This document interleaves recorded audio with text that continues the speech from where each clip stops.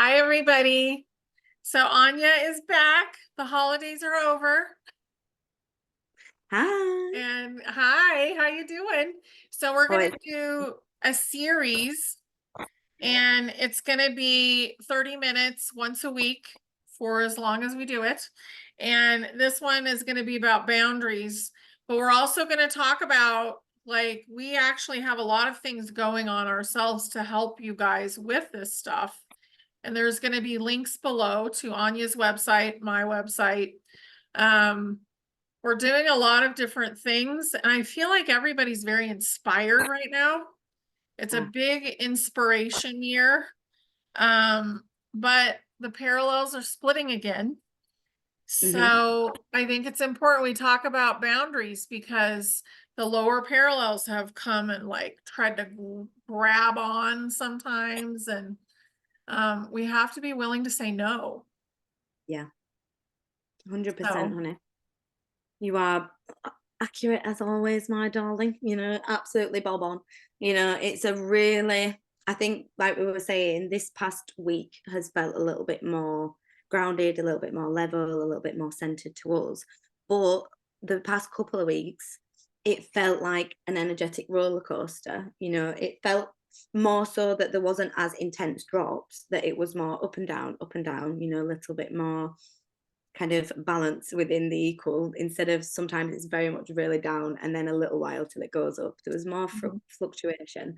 But within that, like you say, I think the timelines were splitting off and it felt like there was constant shifts in the timelines. That I get a ringing in the ear and a dizziness every time there's a timeline shift. It used to be an ascension symptom. Me Well, too. no, do you know? Yeah, it probably was years ago. I was thinking it used to be a ascension symptom years ago, and then I thought, no, it probably was the timelines. I just didn't know that's what Mhm. it was, and that's probably the case. I got this specifically in the this side of my ear. I don't even know right side of my ear. I'm like left, right. On this side of my body, and the ears and the tingling and the dizziness, and I get that, and just before we're about to shift timelines, Mhm. or kind of whatever you want to call it, realities, consciousness.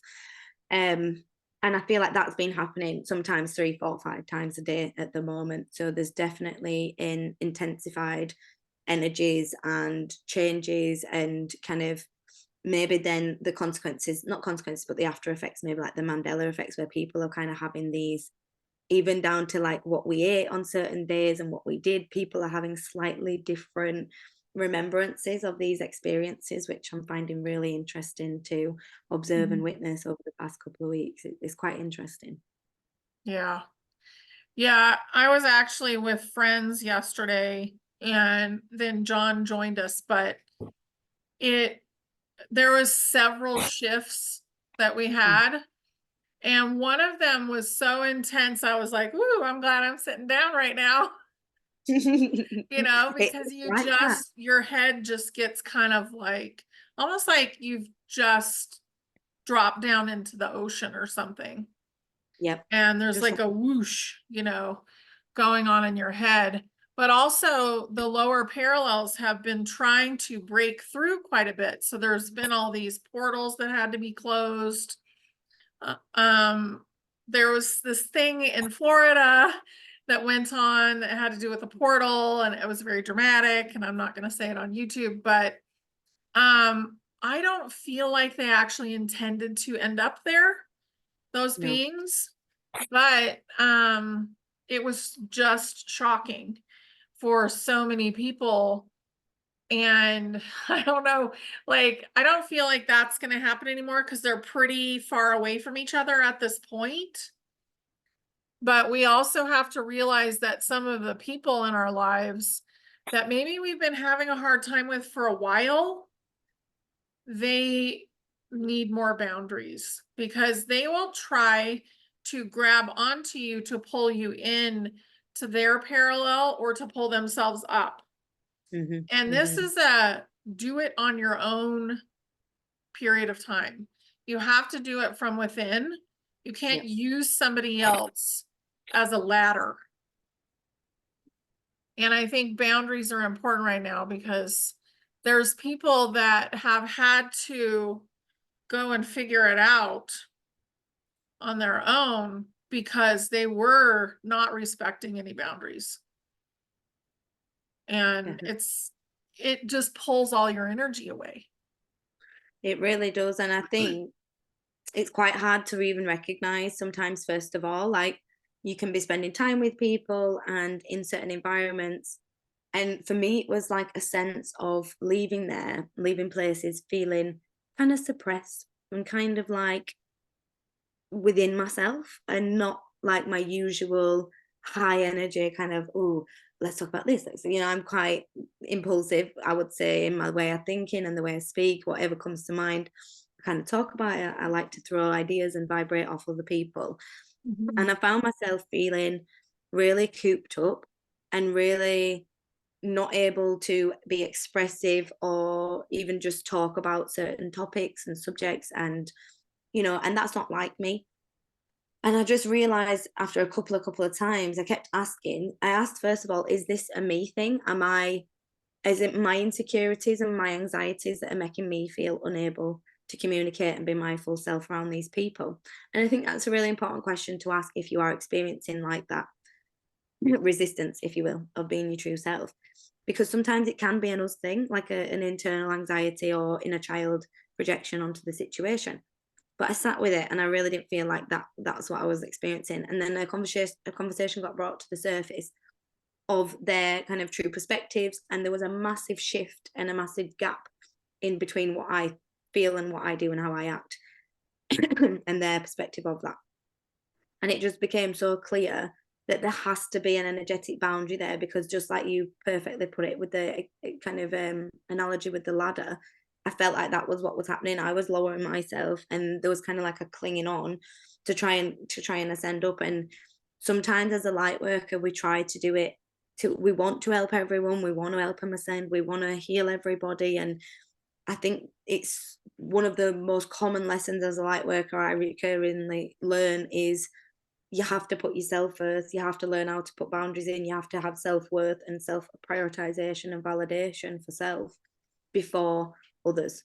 And I've really been reminded of that recently, and Mhm. reminded of how draining and exhausting it can be if you don't do that. Yeah, because they can just drain you until you're empty. 100%. And a big part of it is too trying to navigate other people's limiting beliefs. Hmm. So if someone has a limiting belief and they're very loud about it, and they're Yeah. like, this is the absolutely the way it is, that's the only way it works, then they're stuck. Yeah. And we don't need to be catering to that anymore. It's not actually helping them at all. No. And it's hurting Yeah. us to try and mold ourselves to their limiting beliefs, because then it's creating limiting beliefs within ourselves.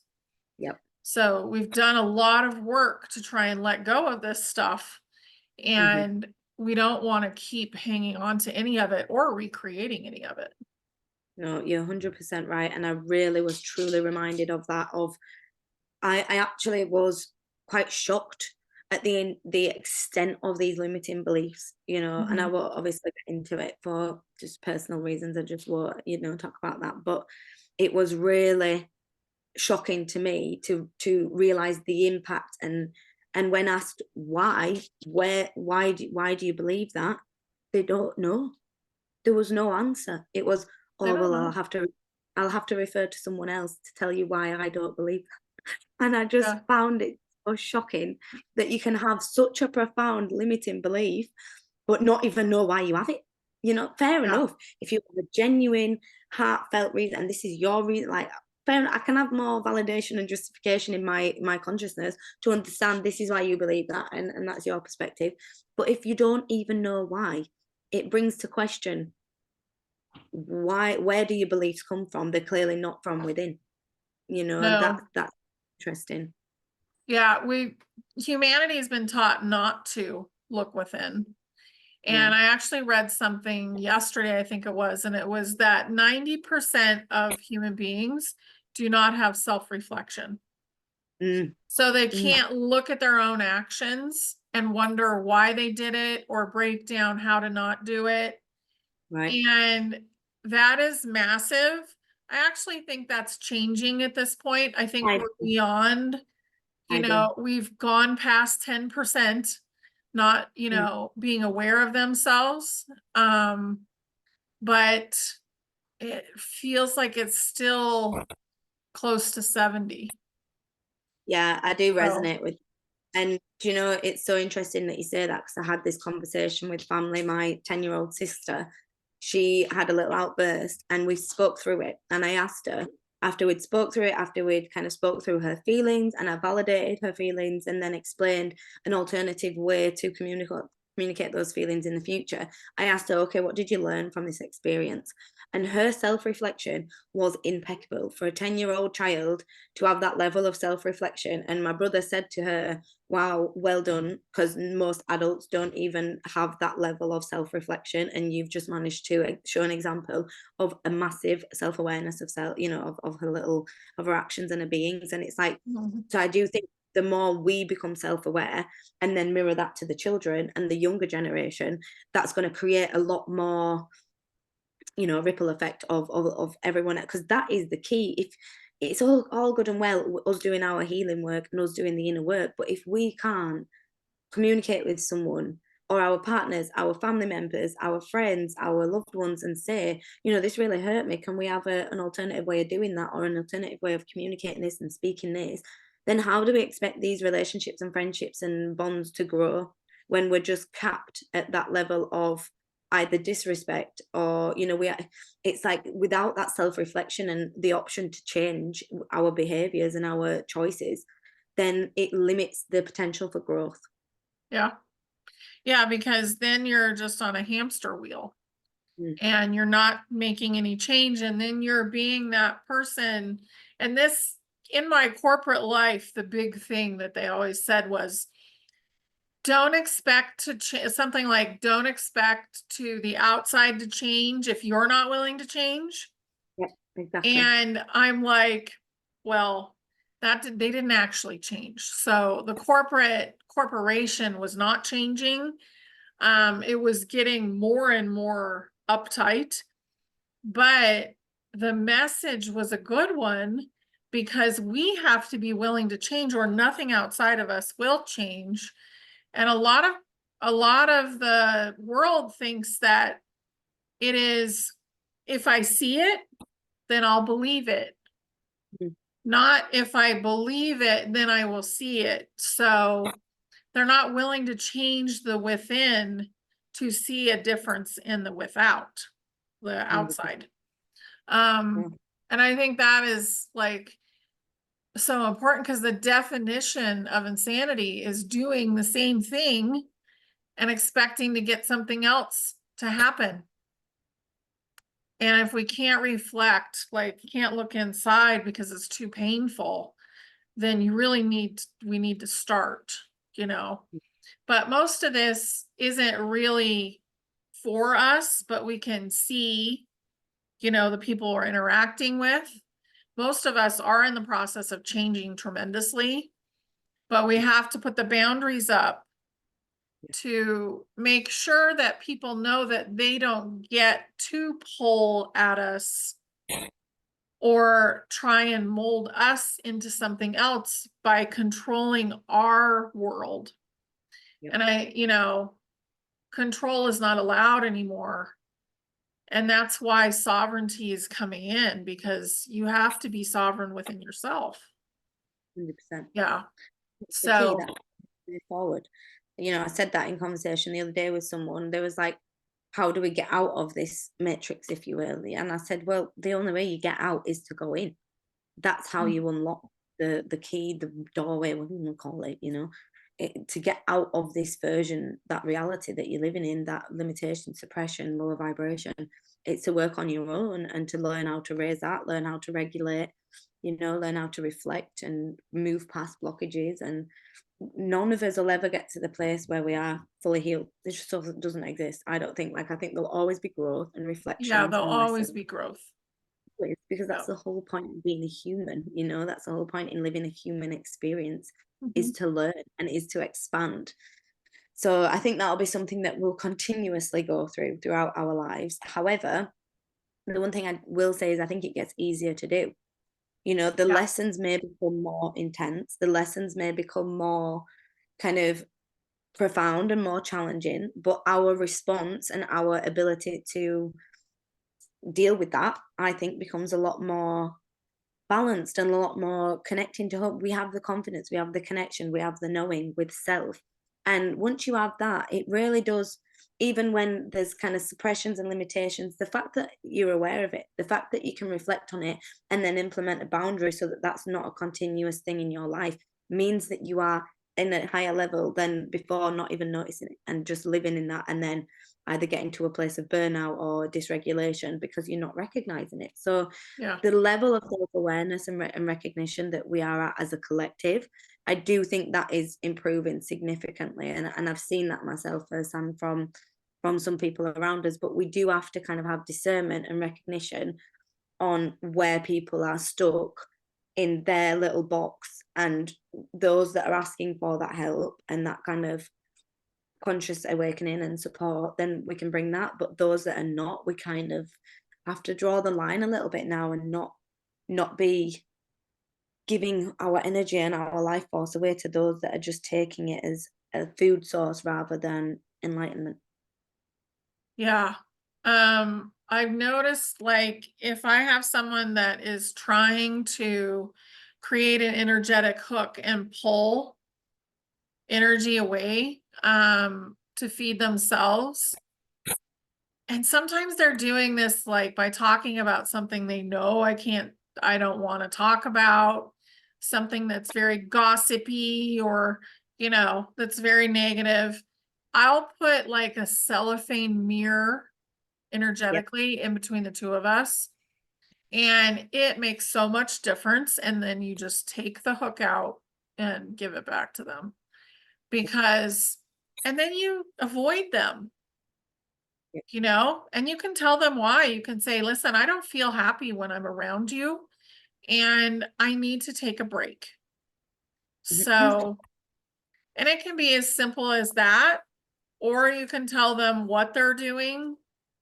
But really, if they're triggering you, also, there's something that you need to heal within yourself. 100%. So if you walk away and you're really upset, but if you just feel drained, just create a boundary, because that's Yeah. about them pulling from you. And we have this big energetic field, and the more bright you are because you've been doing a lot of work, there's more people trying to pull on it. 100%. Yeah. 100%. And that's what we're experiencing lately. And I think it's a weird one because we've worked through a lot of that lower vibrational like entities and all the bad juju. There's not a lot of that present anymore. I don't experience Mm, that anymore a lot in my reality. I did the other day once, and that was a shocker because I'd not experienced it for so long. It was quite shocking to experience it. I was like, "Well, okay, this yeah. is this is new but old, different." But other than that, I don't experience it anymore. It's not around me. So I think now we're experiencing a different level of energetic drainage and form of attacks, but more so an attempt to lower our vibrations is through other people that are capturing their ascension, and then their energy is being brought to us and us making a choice whether we're gonna, lower our vibration to match them, or whether we're going to put a boundary in place, and whether that means not spending time with them anymore. For me, that's what I had to make that decision to do. And it is difficult when I actually do like them as people. That's the hard thing. I actually do. But their indoctrination is just too much for my energy to handle and to be around. So I had to make the choice that's in the best interest for me. And sometimes it's hard to make. And like you say, I had to reflect on the fact that I suppose it was a trigger, but it was a reflection to know I need to be more confident and comfortable in speaking my truth and Mhm. not feeling like I have to suppress that or change it or mold it to fit someone else's version just because they don't like what I'm saying. Like I'm sick and tired now of doing that. If you don't like what I'm saying, don't listen to it. This is my truth and I'm not going to be afraid to speak it anymore. So that was a big lesson for me and a big reflector that I took by that. And that's why I think I got triggered by the experience, was to bring out that remembrance of I am worthy and I am deserving to Mhm. hold my own truth and to speak that without being silenced by other people because of their indoctrination. Yeah. Yeah, it's really important, and it will come up more and more because there's a very large indoctrinated group that the things that they believe in are being questioned right now, and that's going to be a big thing that's like on the table right now. Um, but these parallels, they're separating again, but there will be people that try to reach out to pull themselves into your parallel, even though they haven't earned it, basically, like they haven't worked at it. That's the Yeah. crux of it. They haven't done the work. And you know, I was watching this program, and it was an advert that was like, it was a joke, and it said, "Oh, you know, a fast and easy way to healing, just take this pill," and the guy was like, "No, that's absolutely wrong, mate." And it's so true, because there is no fast track to healing. You can't just take a magic pill or a magic herb or a magic one session of healing by a magic healer. Like, that's not true. We have Mhm. to do the inner work. And yes, it's at a faster time now. We're able to do Yeah. that faster than we used to do, 100%, but it still needs to be done. We still have to look within the shadows of ourselves and face the parts of us. And I think guilt and shame is coming up right now quite predominantly, Mhm. and forgiveness of self. You know, I know we didn't plan to talk about this, but I just wanted to add that in because I think that was coming up for me, and it wasn't even something that was consciously, you know, if you'd have asked me, I would have been like, no, I'm not, I don't feel shame over anything. Yeah. But it's the small, tiny subconscious pockets that we have that have been made to feel like, again, not feeling worthy to speak as truth, not feeling worthy to own that this is why I had to work through my shame and things like that, where I'd been silenced in the past, and break them cycles to know that I am worthy, and this is the time to speak that now. Because, you know, if we don't do it now, on the flip side, sorry, I know I'm talking on, but just on the flip side to that, I had a session, and someone had passed away, a very close partner to someone, and they, you know, it was a form of suicide. And once they'd passed over, they actually realized all this truth that they'd gained. They just kept saying, if I'd have known that whilst I was in this body, everything would have been different.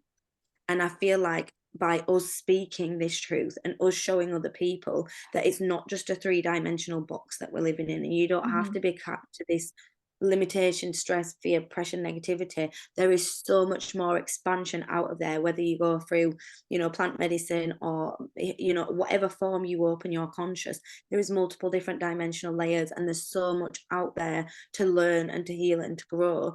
And once this chap knew that, obviously I can't say it was regret, because his higher self, you know, already planned for it all. However, there was a deep sense of like a wish I knew that whilst I was here kind of thing. And it Mhm. really inspired me again to be more vocal and more confident to speak this truth that we have. And I think, you know, anyone watching this, please take that as a little message that you could be changing someone's whole pathway of their life just by being a little bit more confident. Because I get nervous speaking to strangers and other people when it's brought up. I get a bit shy, you know, and I think this is the time now to be vocal and confident and comfortable when it feels right to you, about our truths and about our beliefs, so that we can help other people find theirs, you know? Yeah, absolutely. And you don't have to be mean about it. You can just say, "This is my point of view." And I that point of view that you're just giving me feels really bad to me, so I'm not going to take that on. And I'd appreciate it if you don't point that at me anymore. Yeah. Another thing too, though, is the work can actually be fun. I want to Yeah. bring this up. So, like, the work could be dancing, the work could be some kind of exercise, the work to release limiting beliefs could be play, could be Yeah. coloring, it could be drumming, it could be, you know, all of those kind of things. If you have the intention that it's going to bring things forward so that you can heal them, then it will. It could be Definitely. sun gazing. Like, don't feel like the work is like, oh, I have to go and suffer, you know, and bring all this stuff outside of me. Like, please don't think that that's what we're saying. Definitely But not. And there's a lot of work that you can do that's fun as well. And it releases things inside of you. yeah, it does. And I also think that we don't actually have to try. I think that's a big thing that needs to be like said to everybody. There is so much like, oh, what do I need to do now? What level of healing? And there's so much like, I mean, and I'm a healer, I'm a channeler, I do the work for a living. But the point is, it doesn't have to be force. It doesn't have to be, right, I have to do inner child work now. I have to do this now. I have to do sacral chakra. Just live, and whatever's coming up will come up because you need to heal it. Like Yeah. down to what you were just saying, I decided I wanted to do more dance. And then that's really unlocked a lot of healing in me. That wasn't I need to heal my sacral chakra, so I'm going to start dancing. That was, I think I want to dance more. Oh, look at that, it healed the sacral chakra. It's going with the flow because your intuition and your higher self is constantly sending you messages. And the more you just flow with that, the more in tune you become, the more resonance, the more kind of healing happens. It Yeah. all comes intuitively. The cold water swimming for me was just someone that brought it up, and I thought, oh yeah, I'll give that a go. And again, brought profound levels of healing without that being the intention for what that was going to bring. That wasn't, oh, I'm going to do that for that. It just came naturally. And I think that's something that needs to be said. Sometimes we're too busy trying to heal that we're not actually healing, because we're trying to do all this work, and then the natural work that we should just be doing as we're living is kind of waiting for us over here. So I think that's really, Yeah, it's really important to listen to your intuition and let it be your guide. yeah. I will say I'm going to do a huge activation for you to talk to your soul at the end of the month, and it's a very reasonably priced. So I would look at that. I feel like it's important for everybody to start to step into their own guidance. Yep. And so I was pushed quite hard to do this activation, so I will be.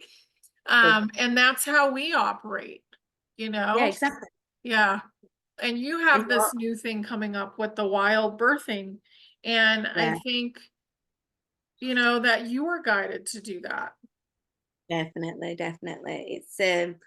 It's I suppose it was a weird thing because throughout my pregnancy, a lot of women said to me, you should be like helping other women do this. And I kind of thought, not that it wasn't my thing, but I felt for me it was so natural and so normal that I didn't think it was a big deal, until obviously after the free birth and after the response that I got, and the amount of people that was like, some people even said I was really jealous. I really wanted to achieve that. And I was like, but you don't need to be jealous. There is a way you can do it. And I thought, maybe I do need to lay it out for people a little bit more, so because just because something come naturally and easy to me doesn't mean that it comes naturally and easy to other people. And if that is something they are wanting to achieve, then I thought, okay, how can I help them achieve that? So yeah, I made 3 different things, but all can go into one. I've got an affirmation deck for wild pregnancy and free birth.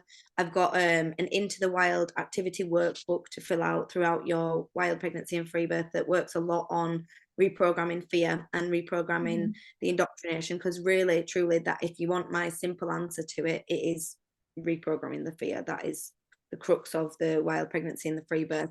But then I'm also going to be offering the option to do the course and be guided through parts of the workbook, and to be doing some subconscious reprogramming, some hypnosis sessions, and kind of adding extra sessions in there to get that kind of extra guide throughout. If you are struggling and you want a bit more of a one-to-one guided process, that'll be pre-recorded. And yeah, I feel like it was channeled in. It was something I had to do. Again, that impulsive thing. I was just sat up there in between the night feeds on the iPad making it all, because Mhm. it was fresh in my mind, and I needed to get out kind of the obstacles I faced, the fears I had to work through, the reprogramming, the boundaries I had to put in place, the prioritization of self that I had to work through, and the inner child work, all the things I did throughout my pregnancy to ensure that my free birth went as beautifully and successfully and just absolutely magical as it was. I want other women to be able to say that my birth was one of the most magical experiences at moments of my life, because mine truly was. Every single minute of it was just out of this world, transcendent. And I want other women to experience that. I want them to feel so empowered and so connected to their baby and so connected to being a woman and what it means to create and birth life. Like that is, it's just a magical thing that we're here to do, and we've been truly disconnected from it. So Mhm. yeah, I've kind of picked it up as one of my extra missions now, is to help reconnect that bond between mama and baby, because it's been really targeted by the Oh yeah. agendas that You know, I think what a clever plan though, if they get it right at the birth and even before in pregnancy, in with the fear and the control of the appointments and all that, if they get it in there, then you're already so disconnected from yourself and your inner power and your inner voice and that child and the intuition. So it makes it a lot more easier to manipulate and control. And I think that was a very, very clever way they've done it. But yeah, so without chattering on, that's it's called Into the Wild, and there'll be, like I said, the workbook, the affirmation deck, and then the online course, which you'll get the workbook and the deck included in that. So that will be it all coming very soon. Beautiful. Very So, exciting.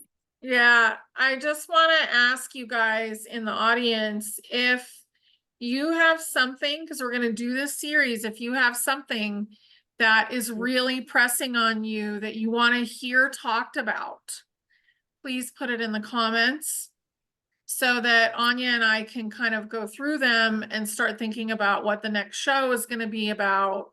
And we're going to do like these 30-minute shows for a while, because I feel like people need like a concentrated discussion about one thing at a time. And it will help us kind of get through all the stuff. So anyway, this was beautiful. Thank you so much, Anya. Yeah. Thank you. And just a message for everybody, remember that you are allowed to be yourself. Please give yourself permission to just be your true self. Authenticity is the key at the moment to our next level in healing, you know, our next kind of level of our ascension. I think finding our true voice, true self, and being comfortable in that and comfortable in Yeah. our skin self, it's really important. So just be Mhm. focusing on that, just being the true self, and just holding that space for each other to do that. It's so true, because it's the ultimate form of self-love to allow True. yourself to be yourself, the true Hmm. person. Yeah. It really is. And when we're judging others, we're judging ourselves. So remember that. Yes. Hmm. Yep. Right, I'll stop chatting. Thank you, Anya. Okay. Love you guys. Bye.